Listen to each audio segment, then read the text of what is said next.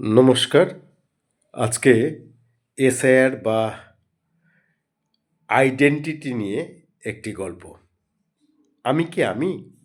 না আমার কাগজ আমি? নাকি আমার পরিচয়পত্র আমি? নাকি আমার মস্তিষ্ক, আমার মনন, আমার শরীর এটা আমি? একটি পাগল একটি মেলাতে ঘুরতে গেছে। ঘুরতে গিয়ে সে ক্রাইসিসে ভুগছে। সে কিনা এই করতে, করতে সে একটা বেগুন দেখতে পেল রাস্তার মধ্যে পড়ে আছে।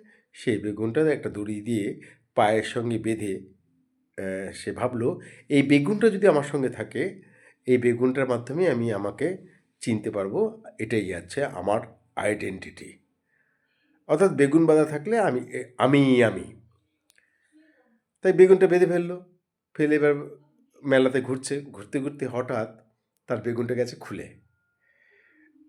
অন্য একটি পাগল ওই বেগুনটা তার নিজের পায়ে বেঁধে ফেলেছে। ঘুরতে, ঘুরতে, ঘুরতে হঠাৎ ২ পাগল মুখোমুখি। এখন ১ম পাগল ২য় পাগলকে বলছে, "আমি বুঝি আমি নই, আমি বুঝি ওই? আমি যদি আমি হব, আমার পায়ে বেগুন বাঁধা কই?" এই বেগুনের খোঁজে আমরা।